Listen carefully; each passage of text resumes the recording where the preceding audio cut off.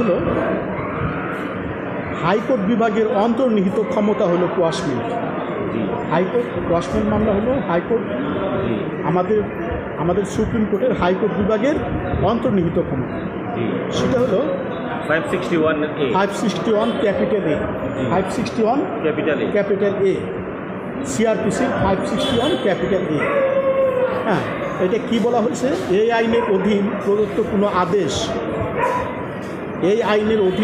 কোনো আদেশ কার্যকর করার জন্য বা আদালতের পরোয়ানার অপব্যবহার রোধ করার জন্য বা ন্যায় বিচার প্রতিষ্ঠার জন্য এই আইনের কোনো বিধানই হাইকোর্ট বিভাগের যে অন্তর্নিহিত ক্ষমতা রয়েছে উহা কোনোভাবেই খর্ব করবে না বা উহা হস্তক্ষেপ করবে না। কী বলছে বলুন দেখি? যে হাইকোর্ট বিভাগের যে অন্তর্নিহিত ক্ষমতা এইটা কোনোভাবেই এই আইনের অন্য কোনো ধারার দ্বারা এটা ব্যাহত হবে না। মানে হাইকোর্ট বিভাগের অন্তর্নিহিত ক্ষমতা ব্যাপক। এখন কোন কোন ক্ষেত্রে মানে কোয়াশমেন্ট করা যায়, কোন কোন ক্ষেত্রে এই ক্ষমতাটা প্রয়োগ করতে পারে? To do justice and to undo injustice. হ্যাঁ, জি, এটাই তো স্যার মূল কথা। রাইট, এখানে আরও বাংলায় ভালো করে বলছে, এটা হলো সুবিচার করতে এবং অবিচার না করতে আদালত এই ক্ষমতাটা প্রয়োগ করবে। হ্যাঁ, আইনের কোনো ব্যত্যয় হইলে, আইনের যে কোনো যদি ব্যত্যয় হয় তাহলে ফৌজদারি কার্যবিধির 561 এ ধারায় এই কোয়াশমেন্ট মামলা করা যায়।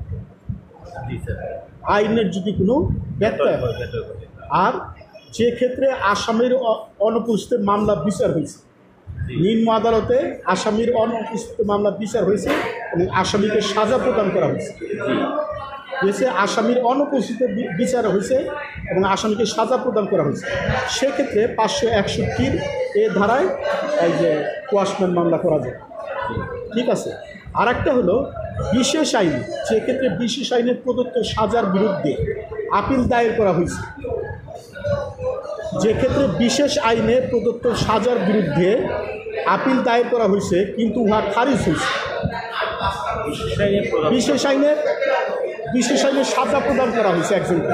বিশেষ আইনে যেমন 1974 সালের বিশেষ ক্ষমতা আইন, আরও বিশেষ আইনে আছে, এই যে নারী শিশু নির্যাতন দমন আইন, এইটাও বিশেষ মাদক দ্রব্য নিয়ন্ত্রণ আইন, এইগুলি বিশেষ আইন।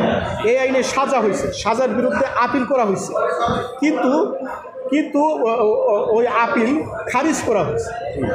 সেই ক্ষেত্রে ফৌজদারি কার্যবিধির 561 এ ধারায় কোয়াশমেন্ট মামলা করা যায় ওই আসামির পক্ষে।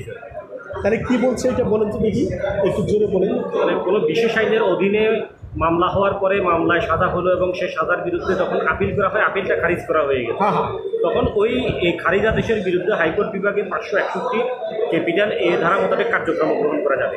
সেটা হলো কি মামলা? কোয়াশমেন্ট মামলা। আর একটা কি আছে, যে ক্ষেত্রে বিশেষ আইনে সাজা প্রদান করা হয়েছে, দেখেন যে ক্ষেত্রে বিশেষ আইনে সাজা প্রদান করা হয়েছে কিন্তু নির্ধারিত সময়ের মধ্যে আপিল দায়ের করা হয় না, সাজা প্রদান করা হয়েছে কিন্তু নির্ধারিত সময়ের মধ্যে আপিল প্রদান করা হয় নাই এবং আপিল দায়েরের মেয়াদ অতিক্রান্ত হয়েছে, সেই ক্ষেত্রে ফৌজদারি কার্যবিধি 561 ক্যাপিটাল এ ধারায় কার্যক্রম গ্রহণ করা যায়। এইটা কি বলছে বলেন আমাকে বুঝাই।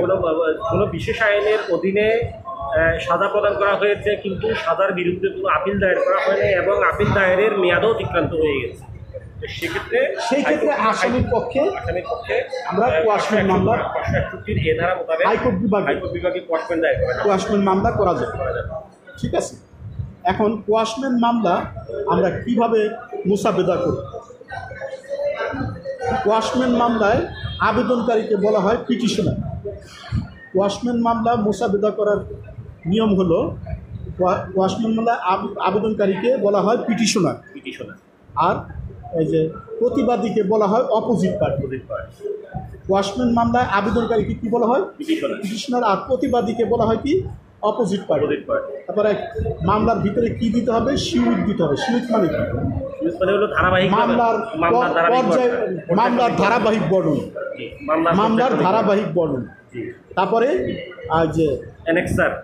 কোনো সিউইতে যদি অ্যানেকচার দেওয়ার প্রয়োজন হয় সেক্ষেত্রে অ্যানেকচার দিতে স্যার হয়। শিউজ কোথায় কোথায় লাগে স্যার, এটা একটু আমাকে ভালো করে বুঝতে হবে স্যার। এখানে কোনো ক্ষেত্রে দেখা যায় শিউজ লাগতেছে, কোনো জায়গায় লাগতেছে না। এই যে কোয়াশমেন্ট মামলায় সিউইট দিতে হবে, কোয়াশমেন্ট মামলা, কোনো ফৌজদারি মামলার ক্ষেত্রে তো, ফৌজদারি আপিলের ক্ষেত্রে তো শিউজ দিতে হচ্ছে। হ্যাঁ, কিন্তু এই যে কোয়াশমেন্ট মামলায় আপনার দিতেই হবে, জি সিউইট দিতে হবে। আর অ্যানেকচার হলো সব সিউইতে আপনার অ্যানেকচার লাগবে না। যে সিউইতে অ্যানেকচার লাগবে ওই সিউইতে আপনি অ্যানেকচার দিন। তারপরে গ্রাউন্ডস দিতে হবে, প্রেয়ার দিতে হবে, এফিডেভিট দিতে হবে।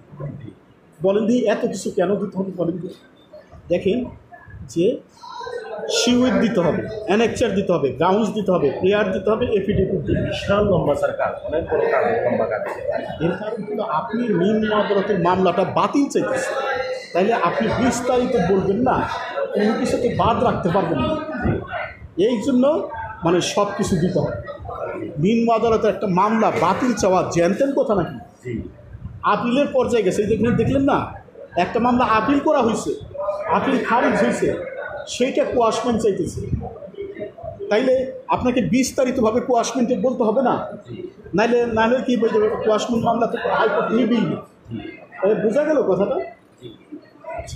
তাহলে আমরা এখন একটা কোয়াশমেন্ট মামলা প্র্যাকটিক্যালি দেখি এবং কীভাবে মুসাবেদা করে সেইটা আমরা আলোচনা করি, ঠিক আছে? তাহলে একটা মামলা আমরা করি, হ্যাঁ, 1 নম্বর মামলাটাই করি। এইটা আমাদের হাইকোর্ট পারমিশন পরীক্ষায় 2006 সালের ফেব্রুয়ারি মাসের 11 তারিখে একটা পরীক্ষা হয়েছিল। 2006 সালের ফেব্রুয়ারি মাসের 11 তারিখে একটা পরীক্ষা হয়েছিল এবং 2010 সালের জুলাই মাসে 25 তারিখে হাইকোর্ট পারমিশন পরীক্ষায় এই মামলাটা এসেছে। এটা প্রশ্ন, এটা কিন্তু একটা মামলা। জি তাহলে এই মামলাটা আমরা করি, ঠিক এই মামলাটার মতোই এই যে 2010 সালের এই যে জুলাই মাসের 25 তারিখ আসলো, আবার 2017 সালে 2014 সালেও ঠিক এই মামলাটার মতো মামলা আসছিল। তাহলে একটা মামলার ড্রাফট যদি আমরা ভালো করে পড়ি তাহলে আমরা অন্যান্য এই যে একই এই ড্রাফটগুলি আমরা পাব। ইয়ের আছে কথা, তাহলে আমরা মামলাটা আগে পড়ি। Lost a first information report against B with the Romna police station for illegal trespass and damage of property committed on 10/1/2005 at the house of A. Clear হলো কথাটা? জি sir. Police started a regular case and after investigation submitted final report. G sir. No narazi was filed. No narazi was filed by A. No narazi was filed. নারাজি দেয় মানে এর রিপোর্টের বিরুদ্ধে নারাজি দরখাস্ত দেয়। No narazi was filed by capital A and the court accepted the final report. No narazi was filed by A. জি এছাড়া কোনো এই রিপোর্টের বিরুদ্ধে এ তো মামলা করেছে, মামলার বিরুদ্ধে ফাইনাল রিপোর্ট দিয়েছে, মানে মিথ্যা বলে রিপোর্ট দিয়েছে। হ্যাঁ, কিন্তু এটার বিরুদ্ধে এই নারাজি দিবে, কিন্তু সেই নারাজিও দেয়নি। নারাজি দেয়। হ্যাঁ, and the court accepted the final report and discharged B. G B কে অব্যাহতি দিয়েছে। দিয়েছে। A, after 6 months of the acceptance of final report, filed a petition of complaint before the Court of Chief Metropolitan Magistrate against B on the self-same occurrence. সে কী করলো? 6 মাস পর যাইয়া chief metropolitan magistrate আদালতে একটা CR মামলা দায়ের করল against B on the same occurrence. একই ঘটনা। Draft and application under section 561 capital A of the Code of Criminal Procedure stating specific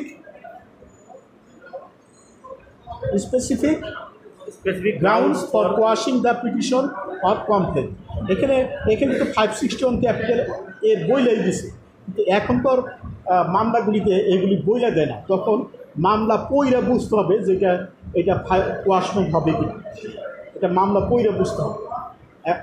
আগের মামলাগুলিতে 561 দিয়ে দিছে, এখনকার মামলাগুলিতে দিয়ে দেয় না। এটা আপনাকে প্রশ্ন পইরা মামলা পইরা বুঝতে হবে যে এটা কি কোয়াশমেন্ট হবে না অন্য কিছু। তাহলে ক্লিয়ার হলো কথা? এটা তো কোয়াশমেন্ট হবে। যদি এটা যদি দেখা নাও থাকে তাহলে আমরা বুঝতেছি এটা কোয়াশমেন্ট হবে। কারণ কি, প্রথমে এটা একটা পুলিশ মামলা হয়েছিল, একই ঘটনা নিয়ে আবার এই যে কি সিআর মামলা করছে কোর্টে, তাহলে এইটা কোয়াশমেন্ট হবে না? একই মামলা একই ঘটনা নিয়ে তো মামলা করা যায় না। হ্যাঁ, তাহলে আমরা এইটার করি। হ্যাঁ, এখন ড্রাফটটা আমরা করি। প্রথমে আপনি উত্তরপত্রে কীভাবে লিখবেন, এটা ক্যাপিটাল লেটার লিখবেন, answer to the question number capital letter লিখবেন। এটা যদি স্মল লেটার লিখছে স্মল লেটার লিখবেন না, ক্যাপিটাল লেটার দেখে আন্ডারলাইন দিবেন। আবার ডিস্ট্রিক্ট ঢাকা, যদি এখানে ঢাকা লেখা থাকে রমনা পুলিশ স্টেশন, তার মানে এটা ঢাকার ব্যাপার। হ্যাঁ, মানে যদি ডিস্ট্রিক্ট লেখা থাকে ডিস্ট্রিক্ট দিবেন, নাহলে যদি না লেখা না থাকে তাহলে দিবেন না। তাহলে ডিস্ট্রিক্ট ঢাকা ক্যাপিটাল লেটার, তারপরে মার্জিন থেকে লিখবেন in the supreme court of Bangladesh capital letter, মাঝখান থেকে লিখবেন হাইকোর্ট ডিভিশন ক্যাপিটাল লেটার, তারপরে criminal miscellaneous jurisdiction capital letter whole first দেখে একটু মাঝখানের বাম দিক থেকে লিখবেন এই লাইন। এরপরে criminal miscellaneous case number ... of 2006, এইটা দেখেন এখানে 2005 একটা সাল দেখা যায়। এই বিষয়টা কিন্তু আপনি বুঝে দিবেন যে এই সালটা কত হবে, এই সালটা বুঝে দিবেন কিন্তু। ক্লিয়ার হয়েছে কথাটা? এটা 2005-এ একটা পুলিশ মামলা করছিল, পরে 6 মাস পরে যাই আবার মামলা করছে। হ্যাঁ, তাহলে এখানে তো মামলাটা চলছে। হ্যাঁ, এই জন্য ওই যে 2006 দিচ্ছে।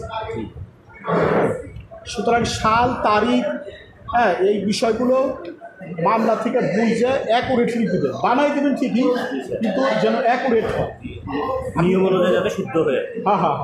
এখানে তো নাম্বার তো এখন 2005 সালে মামলা করছে, আপনি যদি এখানে 2004 দেন হবে? বোঝা গেছে কথাটা? তখন তো ওই এক্সামিনার বুঝবে যে এটা কমন সেন্স নাই, এটা পুরা মুখস্থ, পুরান একটা বই দেখে মুখস্থ লিখছে, এইটা বুঝবে, তাই না? তাইলে এইটা এরপরে লিখবেন ইন দ্য ম্যাটার অফ, মাঝখান থেকে ক্যাপিটাল লেটার আন্ডারলাইন, এরপরে an application under section 561 capital A of the code of criminal procedure. ঠিক আছে, ফর কোয়াশমেন্ট লিখতে পারেন, না লিখলেও চলে। And in the matter of capital letter. এরপরে এখানে পিটিশনার কে বলেন দেখি, এখানে পিটিশনার হবে স্যার বি হবে পিটিশনার, এ হলো অপোজিট পার্টি। তাহলে and in the matter of B son of ... and ... of place ... police station ... district . এখানে দেখা যায় যে স্থায়ী ঠিকানা একটা দিচ্ছে, তাই না? অ্যাট প্রেজেন্ট দিয়ে একটা বর্তমান ঠিকানাও দিবেন, অ্যাট প্রেজেন্ট দিয়ে, বুঝছেন কথাটা? অ্যাট প্রেজেন্ট দিয়ে ঢাকার একটা ঠিকানা দিবেন। যদি চিটাগাং হয়, ডিস্ট্রিক্ট যদি এখানে চিটাগাং থাকে, তখন অ্যাট প্রেজেন্ট একটা চিটাগাংয়ের একটা বানাইয়ের ঠিকানা দিয়ে দিবেন। স্থায়ী ঠিকানা যেটা মনে হয় সেটা দেয়, কিন্তু অ্যাট প্রেজেন্টটা দেবেন এই ডিস্ট্রিক্ট অনুযায়ী। ডিস্ট্রিক্ট যদি ফেনী হয়, ফেনীর একটা অ্যাট প্রেজেন্ট ঠিকানা দেবেন। হ্যাঁ, ক্লিয়ার হয়েছে কথাটা? আমি বুঝাইতে পারছি? হ্যাঁ। তাহলে বোঝা গেছে বিষয়টা। আর একটা বিষয় যে এটা যদি অ্যাকিউজ পিটিশনার অন বেল, এ তো বেলে ছিল, ক্লিয়ার হয়েছে কথাটা? আবার versus the state opposite party দেখবেন, তারপরে 2 নম্বরে দিবেন এ son of ... of place ... police station ... district . এগুলি কিন্তু ... দিবেন না, এগুলি ফিল আপ করে দেবেন কিন্তু। আচ্ছা, এগুলি ফিল আপ করে দেবেন, বানাইয়ে ফিল আপ করবেন, কিন্তু আপনার গ্রামের নাম ঠিকানা ফোন নাম্বার দেবেন না। কিন্তু অনেকে কিন্তু এটা করে, ফোন নাম্বার নিজের নাম টাম এগুলি দেয়, যাতে আমার সাথে ওই যে পরীক্ষকরা যোগাযোগ করে, এইরকম ভাই এদেরকে কিন্তু ডাহা ফেল করাই দিন, এদের খাতা দেখবেই। ক্লিয়ার হয়েছে কথা? এই খাতা দেখবে হলো জাস্টিসরা কখনো ওই যে আমার আপনার ওই তদবিরের আশা থাকে না। গভর্নমেন্টের অনেক সুযোগ সুবিধা জাস্টিস, হ্যাঁ, অনেক সুযোগ সুবিধা। জাস্টিসরা কখনো এই ধরনের পরীক্ষার্থীদের তদবিরের আশা থাকে। ক্লিয়ার হয়েছে কথা? তাহলে এরপর লেগে কমপ্লেনেন্ট অপোজিট পার্টি। এই যে 21 কে ছিল, কি ছিল, কমপ্লেনেন্ট ছিল না, আর পিটিশনার থাকলে তো অপোজিট পার্টি লিখতে হবে। ক্লিয়ার হয়েছে কথাটা? তারপরে and in the matter of, এই যে মূল কজ টাইটেল, কোন মামলাটা আমি বাতিল চেয়েছি বলেন দেখি, ওই ওই জিনিসটা এখানে লিখতে হবে, এই ফরম্যাট অনুযায়ী লিখতে হবে। আপনি কি পরীক্ষা দেবেন সামনে? আমি স্যার এই 2014 সালে আমার অ্যানুয়ালমেন্ট আর কি হাইকোর্ট সমিতি, হ্যাঁ 2014 সালে আমি আইনজীবী হ্যাঁ ঢাকাবারে আর কি।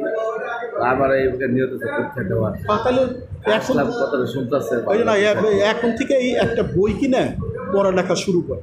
কোন বইটা স্যার ভালো? শামীম সর্দারের বইটা সহজ, আমি শামীম সর্দারের বইটা সহজ সবচেয়ে। বাজারে অনেকগুলি বই আছে। একটা জিনিস অস্বীকার করার উপায় নাই, আমাদের দেশের লয়াররা তো ইংরেজিতে কাঁচা, এই জন্য প্রথমে সহজ একটা বই পড়াই ভালো সবচেয়ে। পড়ার নাকি? হ্যাঁ হ্যাঁ, কোন জায়গায় পড়ান? এই জায়গায় এখানেও পড়াই, ঢাকা বারের 5 তলায় পড়াই, যেখানে যেখানে লয়াররা আসে এই আর কি। তাহলে এখানে কিন্তু এই ফরম্যাট অনুযায়ী লিখতে হবে, and in the matter of proceeding of complain register case, ওই যে যেটা পরে মামলাটা করলে ওই মামলাটা কিন্তু আমরা বাতিল চেয়েছি। এর 6 মাস পরে আইসা কোর্টে যে মামলাটা করলো ওই মামলাটা বাতিল চেয়েছি। হ্যাঁ হ্যাঁ, এটা একই ঘটনা নিয়ে, একই ফৌজদারি ঘটনা নিয়ে তো আমি দুইবার বা একাধিক আমি 3 ধারায় বাতিল হবে না স্যার, এটা 403 ধারায়। হ্যাঁ হ্যাঁ হ্যাঁ, এগুলো পরে লিখবেন। Proceeding of complain register case number, এখানে প্রসিডিংস লিখবেন, প্রসিডিংস লিখবেন। প্রসিডিং হলে 1 বছর আর প্রসিডিংস হলো বহু বছর। তাহলে কি proceedings of the complain register case number dot dot of dot dot, এখানে কিন্তু কেস নাম্বার দিয়ে দিবেন একটা, বুঝে ওই যে সাল সহ সংখ্যা বুঝে দিবেন। আমি বুঝাইতে পারছি কথাটা, ওই প্রশ্ন বুঝে এই যে এই জিনিসটা পারে না দেখে অনেকে পরে আর খাতাই দেখে যে যেখানে কস্টাইটেল লয়াররা লিখতে পারে না, তাহলে এর খাতা কি দেখে? এ তো প্রশ্ন বুঝে তারপরে সুন্দর করে লিখবে। এখানে যদি একটু দেরিও হয় তাও এই জায়গাটা যদি ভুল না হয়, এটা প্রশ্ন দেখে সাল বুঝে লিখবে, তারিখ এবং সাল। না না, সুযোগ নাই। এখানে আপনার ধরেন লেখা লাগবে 2017, কিন্তু আপনি একটা বই তো পড়ে গেছেন 2006, আপনি 2006 লিখে দিন, পুরা কাটা দিয়ে দিন। প্রশ্ন থেকেও বুঝে দেওয়া লাগবে। দেখেন কোশ্চেনের সাল 2024, ধরেন এই বছর যদি পরীক্ষা হয়, কোশ্চেনের সালে 2024 লেখা আছে মূল প্রশ্নের উপরে, কিন্তু কোশ্চেনের ভিতরে 2006 লেখা। তখন আপনি কী করবেন? তখন 2006 হিসেবেই কিন্তু আপনার ড্রাফটটা করা লাগবে। আমি বুঝাইতে পারছি কথাটা? মূল কোশ্চেনের উপরে 2024 লেখা আছে, মূল কোশ্চেনের উপরে, ওইটা দেখবেন না, কিন্তু আপনি দেখবেন প্রশ্নের ভিতরে কী সাল তারিখ আছে, ওইটা অনুযায়ী কিন্তু আপনার সাল তারিখ লিখবেন। আমি বুঝাইতে পারছি কি না কথাটা? আপনি চালাকি করে 2006 দিয়ে একটা প্রশ্ন সেট করছে, মামলাটা সেট করছে, ওটা প্রশ্ন না, ওটা মামলাটা সেট করছে, তখন ওইটা হিসেবে আপনার লিখতে হবে। তাহলে আন্ডার সেকশন কথা বলেন স্যার, একটা কার্ড দিয়ে দেবো। আপনার নাম? আমার অ্যাডভোকেট সরোয়ার। দেশের বাড়ি কোথায়? নারায়ণগঞ্জ স্যার। হ্যাঁ, আচ্ছা, নারায়ণগঞ্জ স্যার। কোথায়? নারায়ণগঞ্জ 2,500। আপনাদের এলাকায় অ্যাডভোকেট সরোয়ার? জি, অ্যাডভোকেট সরোয়ার। তাহলে আপনি এত দেরি ব্যবসা বাণিজ্য না 2014-তে আনবো? জি স্যার। তাহলে যে হাইকোর্টে পরীক্ষা দিতে দেরি করে যত দিন যাইতেছে তত পরীক্ষাটা কঠিন হইতেছে না, কথা বুঝেন নাই? যেমন 2017-তে খুবই সহজ একটা কোশ্চেন আসছে, একেবারে হুবহু, মানে হুবহু কোশ্চেন তুলে দিচ্ছে। স্যার, আপনি কি এই শিকার নাকি এই জায়গায় বসেন নাকি? তো ফোনে যোগাযোগ করবেন, ওটা আইসেন, ওইটা কোনো বিষয় না। 5টার পরে ফ্রি থাকি মোটামুটি। এরপরে প্রধান বিচারপতির অ্যাড্রেসটা দিবে, প্রধান বিচারপতির নামটা যেন ভুল না হয়, মানে যে সালে পরীক্ষা দিবে ওই সময় যে প্রধান বিচারপতি থাকবে ওই নামটা দেওয়া লাগবে।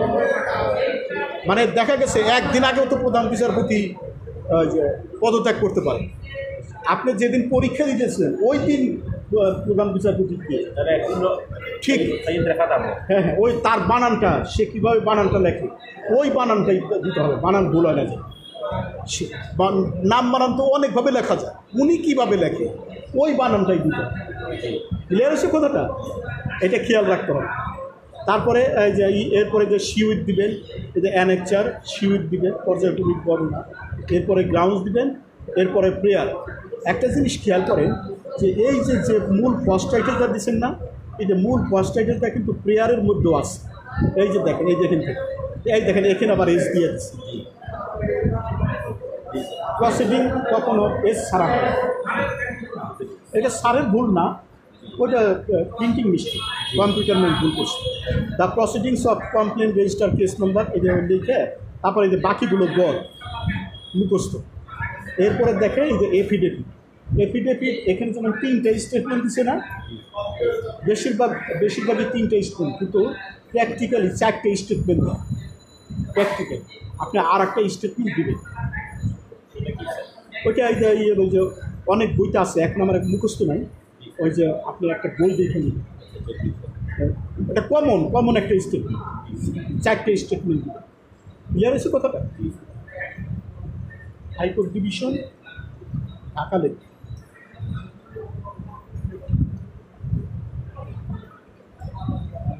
ঠিক আছে, তাহলে বুঝছেন ব্যাপারটা? তাহলে আজকের মতো থাকুন। আচ্ছা তাহলে